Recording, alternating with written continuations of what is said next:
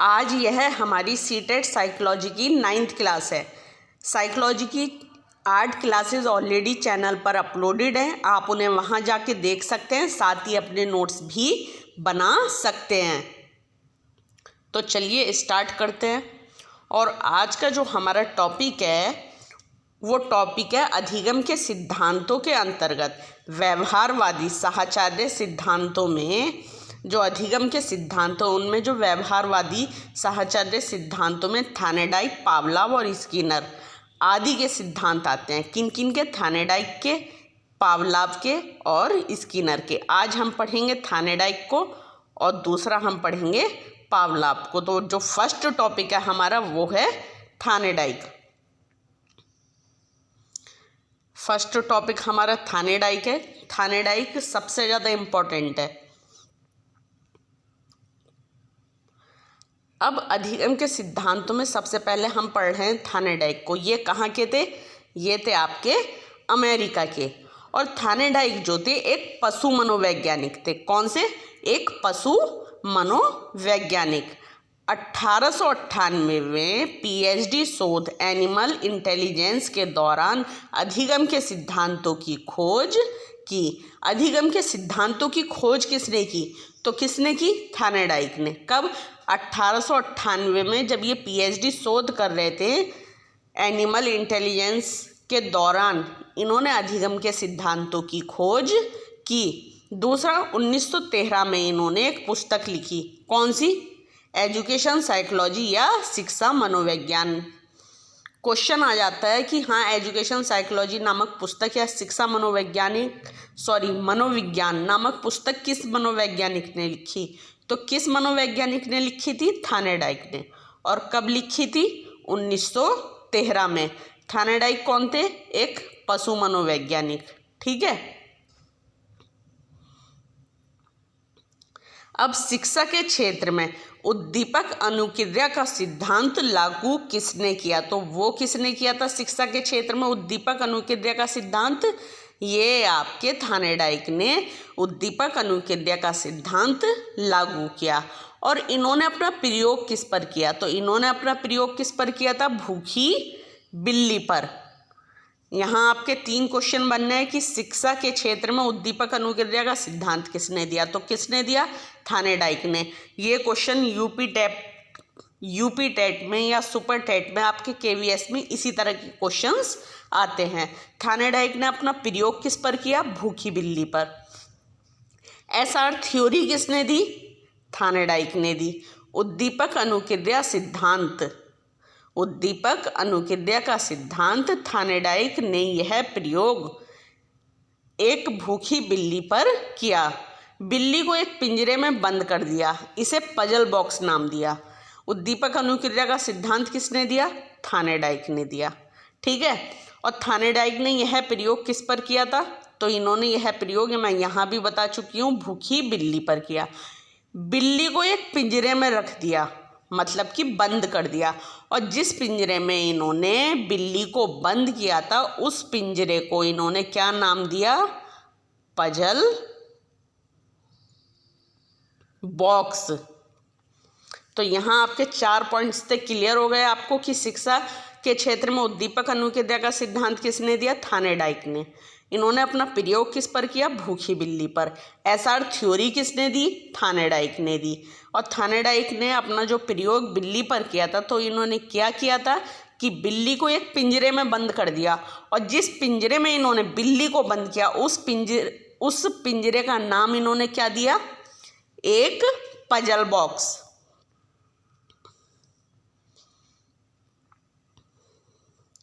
पिंजरे के बाहर एक मछली के मांस के टुकड़े को रखा।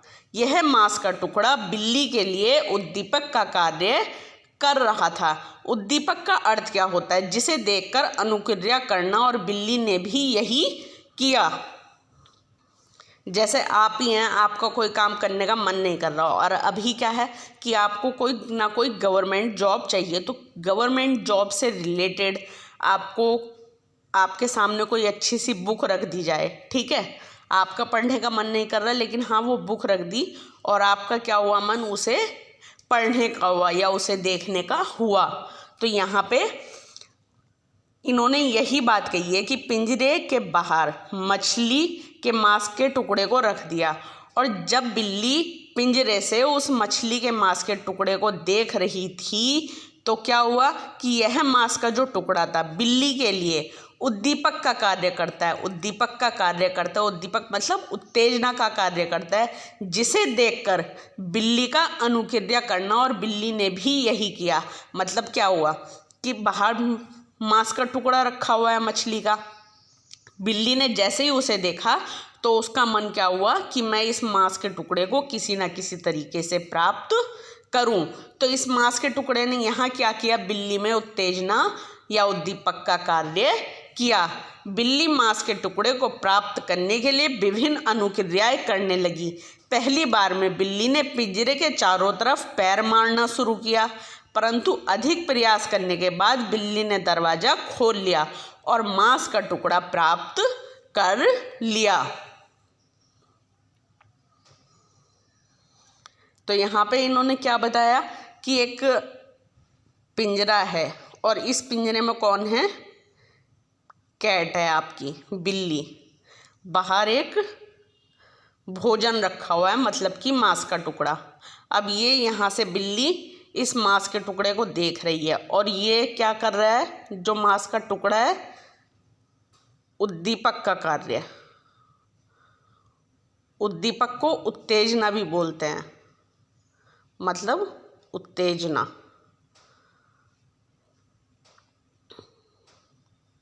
ठीक है, अब क्या हुआ, बिल्ली ने इस टुकड़े को देखकर इसे प्राप्त करने की कोशिश की और इधर उधर चारों तरफ कोई ना कोई अनुक्रिया करने लगी, पैर मारने लगी, हाथ मारने लगी, और जब लास्ट में दरवाजा खुल गया तो उसने वो टुकड़ा प्राप्त कर लिया। बिल्ली को पहले सफलता मिल चुकी थी, इसलिए बिल्ली ने पुनः प्रयास किया, लेकिन इस बार बिल्ली के प्रयासों की संख्या पहले से कम थी। पुनः बिल्ली को सफलता मिली और बिल्ली ने मछली के मांस के टुकड़े को प्राप्त किया। जैसे मान लीजिए आप कोई एग्ज़ाम दे रहे हैं और आपका जो कट ऑफ लगा था वो लगा 95 पे, लेकिन आपके मार्क्स आए 90 पे, तो ये भी अपने आप में एक बहुत बड़ी आपके लिए अचीवमेंट है कि आप 90 तक पहुँचे।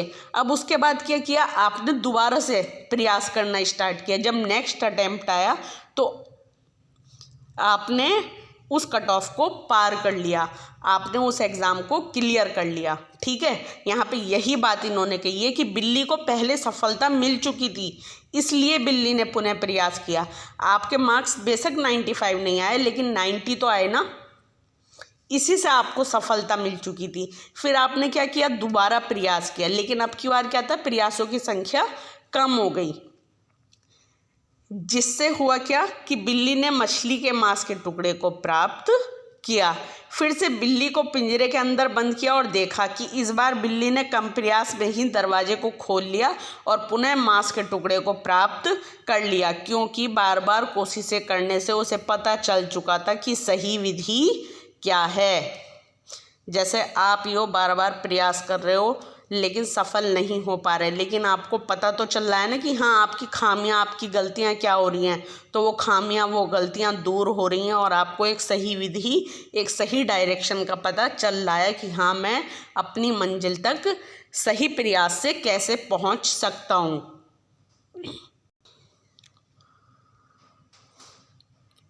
अब थानेडाइक के जो सिद्धांत हैं उसके अन्य नाम क्या क्या हैं। क्वेश्चन यूपी टेट में आ जाता है कि प्रयास एवं त्रुटि का सिद्धांत किसने दिया, तो किसने दिया था आपका प्रयास एवं त्रुटि का सिद्धांत, थानेडाइक ने। दूसरा क्वेश्चन आपका ये आप बन जाता है कि प्रयत्न एवं भूल का सिद्धांत किसने दिया, तो वो भी किसने दिया था आपका, थानेडाइक ने। कहने का अर्थ यह है कि बिल्ली ने जितना अधिक प्रयास किया उसकी त्रुटियों की संख्या कम होती गई। एक समय ऐसा आया जब बिल्ली ने दरवाज़ा खोलना सीख लिया। आप ही हैं, आपने कोई मैथ का आपका कोई टॉपिक है और आपको वो बिल्कुल नहीं आता, ठीक है, लेकिन क्या किया कि आपने बार बार पहली बार में आपने 90% उस चैप्टर को समझा, सेकंड टाइम ने आपने उसे 50% समझा, थर्ड टाइम में आपने उसे 70% और फोर्थ टाइम में आपने उसे 100% समझ लिया। तो क्या हुआ, ये सब जो आपने जितना अधिक प्रयास किया, मान लीजिए फर्स्ट अटेम्प्ट में आपने जब कोई चैप्टर पढ़ना स्टार्ट किया, मान लीजिए अलजेब्रा आपने पढ़नी स्टार्ट की, जब आपने पहली बार पढ़ा तो आपको समझ नहीं आया, सिर्फ आपको कितना समझ आया, 10%। सेकेंड टाइम में आपको 50%, थर्ड टाइम में आपको 90%, फोर्थ टाइम में आपको 100%। जैसे जैसे आपके प्रयास बढ़े वैसे वैसे त्रुटियों की संख्या कम होती गई। यहाँ पे इन्होंने यही बात कही है।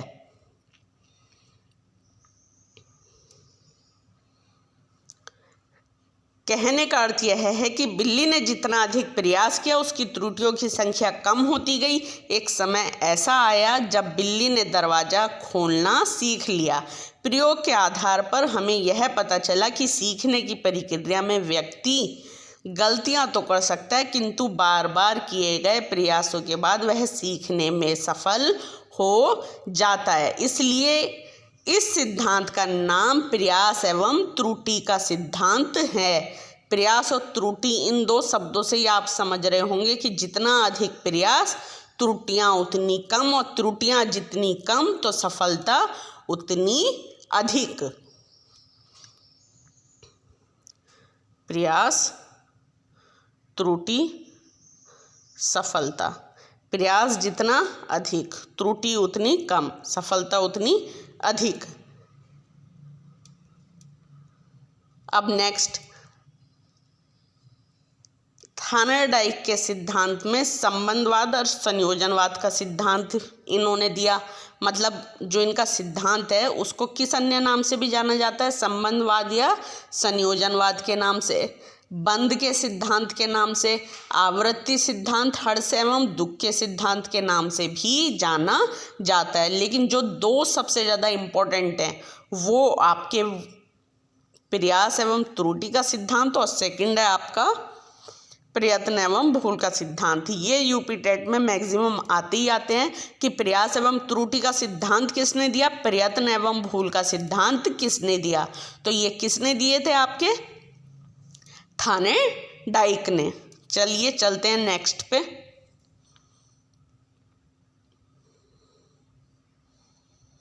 थानरडाइक के प्रयास एवं त्रुटि के सिद्धांत का शैक्षिक महत्व। थानरडाइक ने जो प्रयास एवं त्रुटि का सिद्धांत दिया, इसका शिक्षा में हम किस तरीके से बेहतर उपयोग करते हैं। थानरडाइक ने इस सिद्धांत को शिक्षा के क्षेत्र में लागू किया। बच्चों को स्वयं के प्रयत्न से सीखने का अवसर प्रदान करने चाहिए, क्योंकि स्वयं के प्रयत्न से सीखा हुआ ज्ञान एवं कौशल अधिक स्थायी होता है। थानरडाइक ने कहा कि बच्चों को ज़्यादा से ज़्यादा सीखने के अवसर दो। वो बेशक गलतियां तो करेगा, लेकिन जितने अधिक वो प्रयास करेगा उसका ज्ञान और उसका कौशल उतना अधिक स्थायी हो जाएगा। अनुकरण सीखने की एक स्वाभाविक विधि है। अनुकरण मतलब हम किसी को देखकर सीखते हैं। इस विधि में बच्चे पर आया प्रयोग एवं भूल द्वारा सीखता है। इस विधि में बच्चा प्रयोग एवं भूल दोबारा सीखता है। ठीक है, इसमें बच्चा बार बार गलतियां करेगा, प्रयोग करेगा, और जब वो प्रयोग करता रहेगा तो क्या होगा कि वो सही तरीके से कार्य करना सीख जाएगा।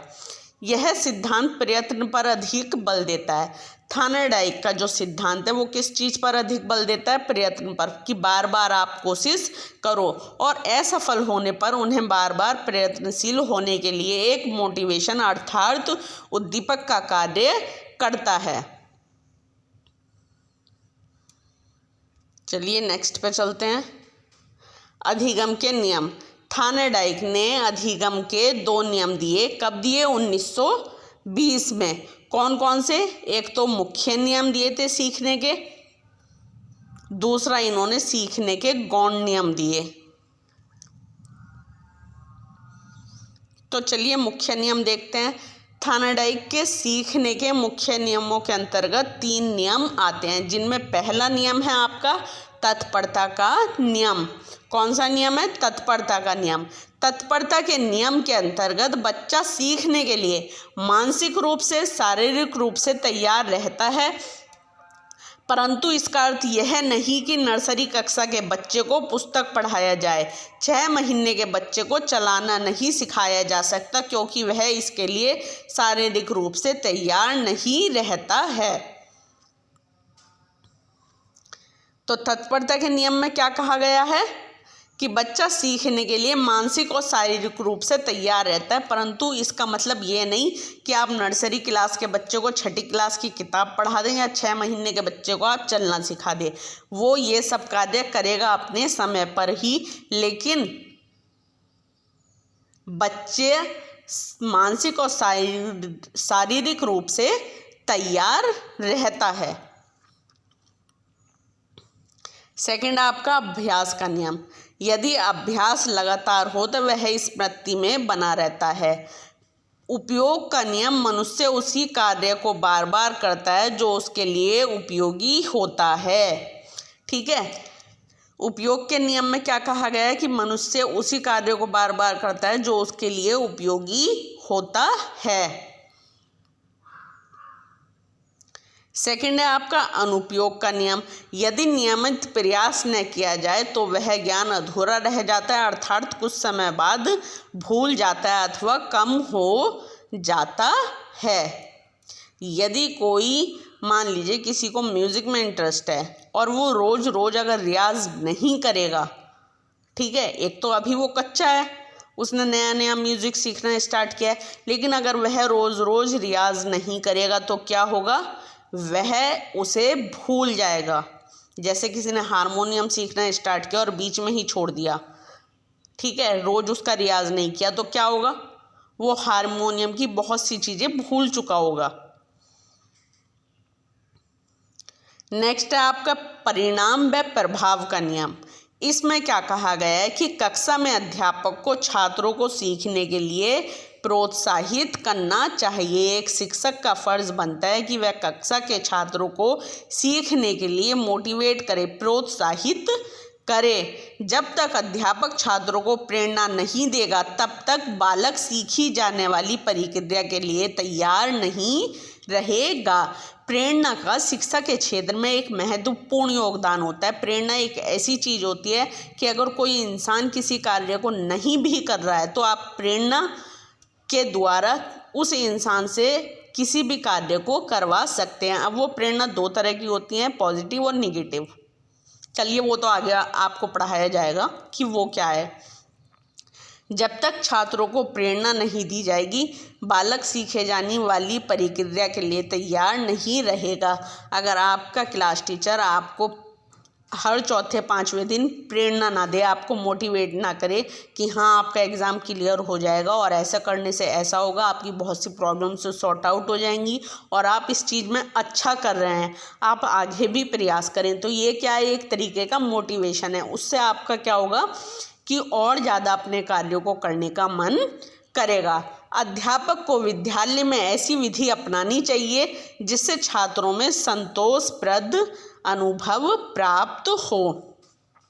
अरे स्कूल में इस तरह की जो विधियां हैं यूज़ की जानी चाहिए जिससे छात्रों में संतोषजनक अनुभव प्राप्त हो।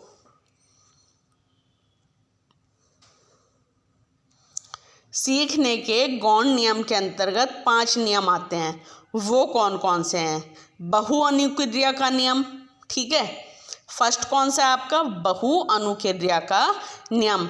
लक्ष्य को प्राप्त करने के लिए अनेक अनुक्रियाएं की जाती हैं। इसमें कुछ ऐसी अनुक्रियाएं होती हैं जो व्यक्ति के लक्ष्य में लाभ नहीं पहुंचाती, उन्हें व्यक्ति भूल जाता है, और जो अनुक्रियाएं लाभ पहुंचाती है उन्हें सीख जाता है। छात्रों को कक्षा में किसी चीज़ को स्वयं करके सीखने के लिए प्रेरित करना चाहिए क्योंकि यह ज्ञान अधिक स्थायी होता है। आपका ये लक्ष्य है, ठीक है। अब आप इसमें अलग अलग तरह की अनुक्रियाएं करेंगे। अब कुछ अनुक्रियाएं ऐसी होंगी जो आपको लक्ष्य तक पहुंचाने में लाभप्रद होंगी, लेकिन कुछ अनुक्रियाएं ऐसी होंगी जिनका आपके लक्ष्य से कोई तालमेल नहीं बैठेगा, तो वो क्या करेंगे, आप भूल जाएंगे, ठीक है। तो यहाँ पे इन्होंने यही बात कही है कि जो अनुक्रियाएं आपको आपके लक्ष्य तक पहुंचाने में लाभ पहुंचाती हैं उन्हें आप सीख जाओगे, और जो आपको आपके लक्ष्य तक पहुंचाने में कोई लाभ नहीं पहुंचाएंगी या सीखने में लाभ नहीं पहुंचाएंगी उन्हें आप भूल जाते हैं। छात्रों को कक्षा में किसी चीज़ को स्वयं करके सीखने के लिए प्रेरित करना चाहिए।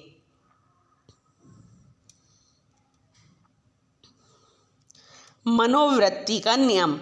शिक्षक को चाहिए कि वह कक्षा के वातावरण को योग्य बनाए। शिक्षक का फर्ज होता है कि वह कक्षा में एक समावेशी वातावरण बनाए और साथ ही साथ बच्चों को एक संतोषजनक अनुभव प्राप्त कराए। और एक शिक्षक किस तरह की प्रवृत्ति का होना चाहिए, उसका जो व्यवहार है वो बच्चों के साथ कभी भी निरंकुशवादी नहीं होना चाहिए। बालक शिक्षक के प्रति एक धनात्मक मनोवृत्ति विकसित कर पाए और बिना किसी सामग्री तनाव के शिक्षण कार्य में अभिरुचि दिखा सके। एक शिक्षक का फर्ज होता है कि वह बच्चों में, मतलब जो शिक्षक है उसके अंदर जो है पॉजिटिव मोटिवेशन होना चाहिए, ताकि अगर वो खुद इस तरह का होगा तभी तो वो बच्चों को मोटिवेट कर पाएगा। और जो शिक्षण सामग्री है वो ऐसी नहीं होनी चाहिए कि वो तनाव उत्पन्न कर रही है बच्चों में। RTE और NCF में इस बात को कहा भी गया है कि शिक्षक को बोझिल नहीं बनाना है, उसे इंटरेस्टिंग बना के आप पढ़ाएं, ना कि तनावजनक बनाकर पढ़ाएं। आंशिक क्रिया का नियम।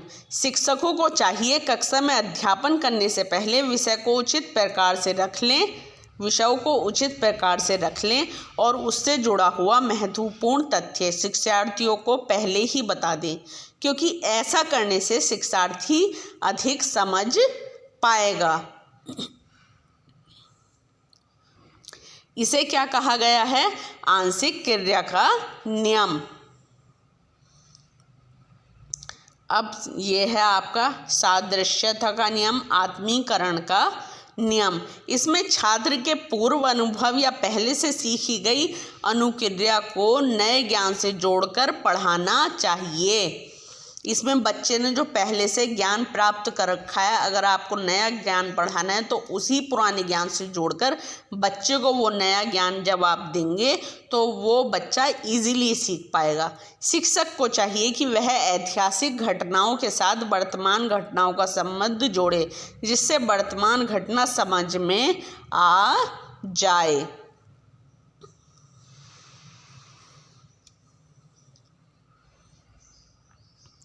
लास्ट है आपका साहचर्य परिवर्तन का नियम।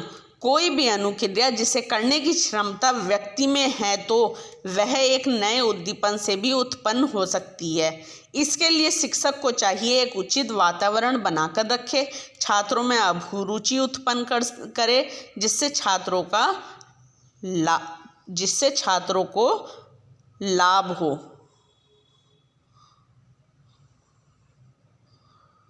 साहचर्य परिवर्तन में कहा गया है कि प्रत्येक व्यक्ति में कोई भी अनुक्रिया करने की क्षमता होती है, लेकिन एक शिक्षक का फर्ज है कि वो क्लास का वातावरण अच्छा बनाकर रखे, एक पॉजिटिव माहौल बनाकर रखे, साथ ही साथ छात्रों में इंटरेस्ट भी उत्पन्न करे। अब नेक्स्ट है आपका पावलोव। ठीक है, तो चलिए पढ़ते हैं पावलोव के बारे में। पावलोव, इनका जन्म कब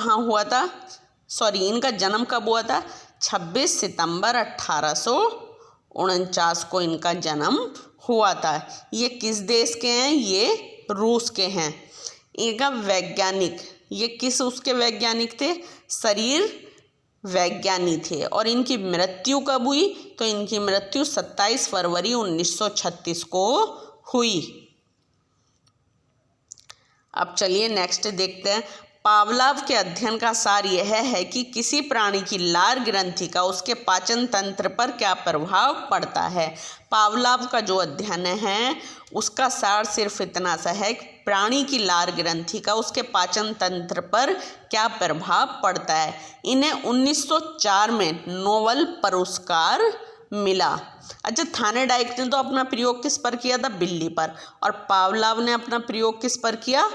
कुत्ते पर। ये इंपॉर्टेंट है, इस तरह के क्वेश्चंस पूछे भी जाते हैं कि थानेडाइक ने अपना प्रयोग किस पर किया था, तो किस पर किया था?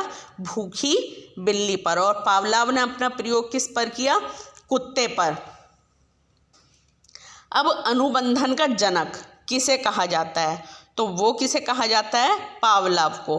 अनुकूलित अनुक्रिया का सिद्धांत किसने दिया था आपका? तो वो दिया था आपका पावलाव ने। प्रयोग के लिए पावलाव ने कुत्ते को कुछ दिनों तक भूखा रखा और फिर उसे एक मेज में रस्सी से बांध दिया। यहाँ आप ले का वह कर लेना, ठीक है। अब पावलाव ने जो सिद्धांत दिए उसके अन्य नाम क्या क्या हैं? तो उसके अन्य नाम हैं अनुबंधन का सिद्धांत, प्रतिक्रियात्मक अनुबंधन, शास्त्रीय अनुबंधन का सिद्धांत, संबंध अनुक्रिया का सिद्धांत। इनमें जो सबसे ज़्यादा इम्पोर्टेंट है यूपी टेट के लिए शास्त्रीय अनुबंधन का सिद्धांत। आपसे पूछ लेता है कि शास्त्रीय अनुबंधन का सिद्धांत किसने दिया? तो किसने दिया था? पावलाव ने। किसने? पावलाव ने। अनुकूलन का सिद्धांत, उद्दीपन अनुबंधन का सिद्धांत, संबंध प्रत्यावर्तन का सिद्धांत, प्राचीन अनुबंधन का सिद्धांत। ये सभी नाम आप अच्छे से याद कर लीजिए। ये सभी एग्ज़ाम की दृष्टि से यूपी टेट, सुपर टेट और केवीएस के लिए इम्पोर्टेंट हैं। अब पावलाव के सिद्धांत के प्रयोग के 4 चरण हैं।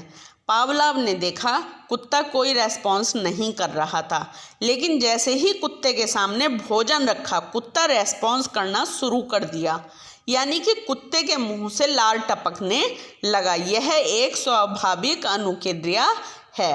कौन सी? लार का टपकना एक स्वाभाविक अनुक्रिया है कि उसने भोजन देखा और उसकी लार टपकनी स्टार्ट हो गई।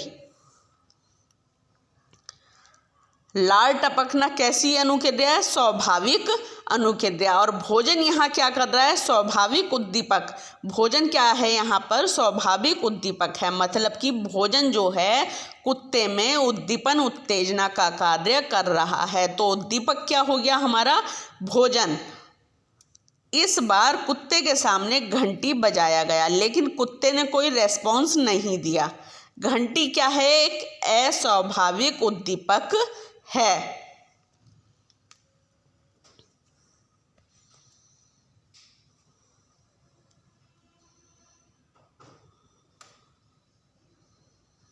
इस बार कुत्ते के सामने घंटी बजाने के बाद भोजन दिया गया। इस प्रक्रिया को बार बार दोहराया गया। अब कुत्ते को ज्ञान हो गया कि घंटी बजेगी तो भोजन मिलेगा। अब घंटी और भोजन के साथ अनुबंधन स्थापित हो गया।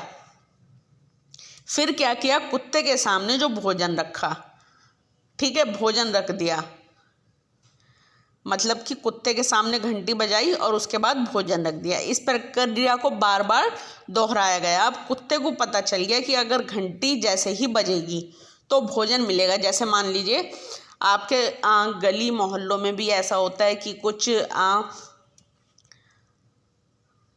कुछ सामान बेचने वाले जो होते हैं तो वो क्या करते हैं कि कुछ टेप रिकॉर्डर रखते हैं या फिर घंटी बजाते हैं, है ना। तो उससे क्या पता चल जाता है कि हम बैठे तो अपने घर में होते हैं, लेकिन हमें पता चल जाता है कि हाँ ये सामान बेचने वाला बाहर आया है।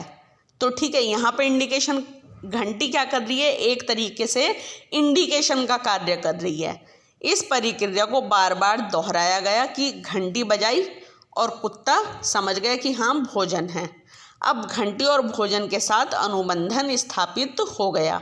जैसे कि अभी मैंने आपको एक एग्जाम्पल भी दिया कि जब हमारे गली मोहल्लों में सामान बेचने वाले आते हैं तो उनके उसमें क्या होता है, या तो टेप रिकॉर्डर होता है या घंटी होती है। तो वो जैसे ही बजाते हैं हमारे घर में ही हमें आवाज़ आ जाती है और हमें पता चल जाता है कि बाहर कोई सामान बेचने वाला आया है। तो क्या हुआ उससे, क्या कोई जो सामान बेचने वाला है वो हमारे घरों पे आके बता रहा है कि हाँ आप सामान ले लीजिए? नहीं, वो जो घंटी बजा रहा है वो वही क्या कर रही है, एक तरीके से इंडिकेशन का कार्य कर रही है। तो यहाँ घंटी और भोजन के साथ अनुबंधन स्थापित हो गया। अब घंटी बजने पर ही कुत्ते के मुंह से लार गिरने लगेगी। अब क्या हुआ कि जैसे ही घंटी बजती है कुत्ते के मुंह से तभी लार गिरना स्टार्ट हो जाता है, क्योंकि यहाँ अनुबंधन स्थापित हो गया। जैसे ही हमारे यहाँ पे भी मैंने अभी एग्जाम्पल दिया पीछे, उसी में आप एक और चीज़ छोटी सी नोट कर लीजिए। जैसी घंटी बजती है तो हमें होता है कि हाँ हमें ये चीज़ लेने के लिए जाना है ना। भोजन ना दिया जाए, सिर्फ घंटी बजने से ही कुत्ते के मुंह से लार गिरेगा। अब इसकी शिक्षा में क्या उपयोगिता है? उदाहरण, एक बच्चे का परीक्षा के समय सुबह 4 बजे का अलार्म लगाना और फिर उसी समय उठना। ठीक है, इसका पावलोव के सिद्धांत का शिक्षा में क्या उपयोग है कि एक बच्चा सुबह एग्ज़ाम है उसका, वो 4 बजे का अलार्म लगा देता है और फिर उसी समय उठता है। बालक के भाषा विकास में सहायक है, सकारात्मक अभिव्यक्ति का विकास करने में सहायक है, आदतों के निर्माण में उपयोगी और बुरी आदतों को दूर करने में सहायक है। यह सिद्धांत मानसिक रोगियों को सुधारने में उपयोगी है। जो पावलोव का सिद्धांत है वो मानसिक रोगियों को सुधारने में उपयोगी है। भय, प्रेम, घृणा की भाव जागृत करने में उपयोगी है। यह प्रयोग साहचर्य नियम पर आधारित है। किस पर? साहचर्य नियम पर आधारित है।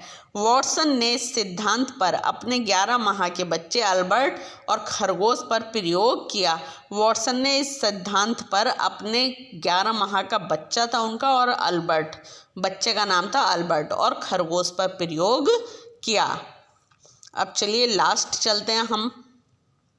पावलोव के सिद्धांत की विशेषताएं क्या हैं? भोजन 1 घंटे के मध्य समय 4 से 5 सेकंड का हो। यह एक उद्दीपक अनुक्रिया पुनर्वलन सिद्धांतवादी हैं। सीखने की प्रक्रिया में पुनरावृत्ति को महत्वपूर्ण मानते हैं। पुनरावृत्ति मतलब बार बार उसी क्रिया को दोहराना। यह सिद्धांत शरीर के प्रतिरक्षा तंत्रों के कार्य को समझने में सहायता करता है। यह सिद्धांत शरीर के प्रतिरक्षा तंत्र को समझने में कार्य करता है।